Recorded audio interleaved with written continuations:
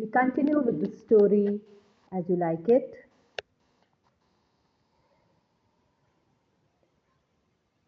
In the last lesson, we had witnessed the wrestling match between Orlando and the seasoned wrestler, and how Rosalind and Celia pursue him not to fight against the wrestler, but Orlando fights and wins.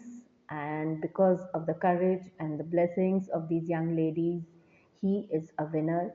And then Rosalind is impressed to know his parentage because Orlando's father, Sir Orlando Boys, is a very close friend of her father, the banished Duke. And Rosalind professes her love for Orlando. She gives him a little chain which she's wearing in her neck. I continue. Frederick, being enraged at the sight of Sir Orlando Boy's son, which reminded him of the many friends the banished Duke had among the nobility, and having been for some time displeased with his niece because of the people who praised her for her virtues and pitied her for her good father's sake, his malice suddenly broke out against her. And while Celia and Rosalind were talking of Orlando, Frederick entered the room and, with looks full of anger, ordered Rosalind instantly to leave the palace. Now, the Duke is very enraged with the kind of behavior Rosalind has put up with, and he is actually jealous of Rosalind's virtues, and therefore he asks her that please leave the palace and follow her father into banishment, telling Celia, who in vain pleaded for her, that he had only suffered Rosalind to stay upon her account. I did not then, said Celia, entreat you to let her stay, for I was too young at that time to value her.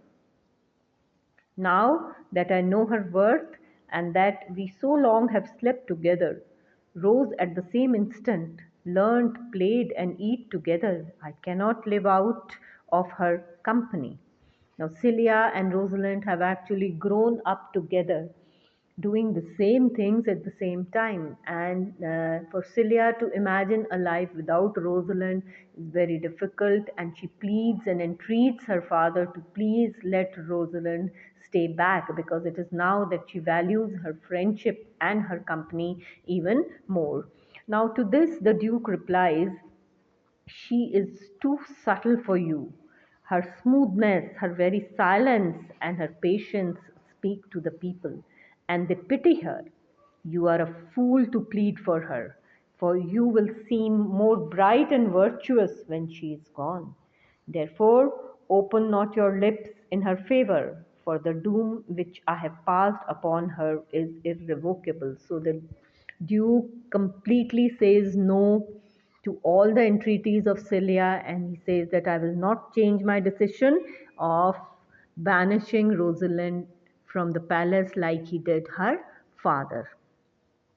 When Celia found she could not prevail upon her father to let Rosalind remain with her, she generously resolved to accompany her.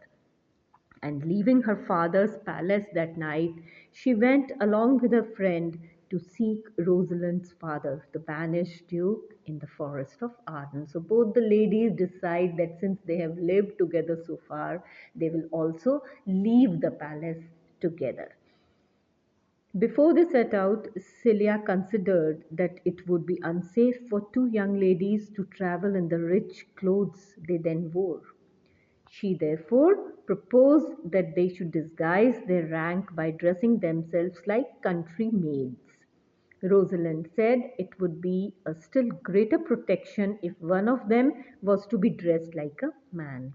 And so it was quickly agreed on between them that as Rosalind was the tallest, she should wear the dress of a young countryman, and Celia should be habited like a country lass, and that they should say they were brother and sister. And Rosalind said she would be called Ganymede, and Celia chose the name of Elenia. So both the young ladies, they decide to disguise themselves as a brother and sister called Ganymede and Elenia, and then to leave for the forest of Arden in order to go and meet the banished duke and to search him out.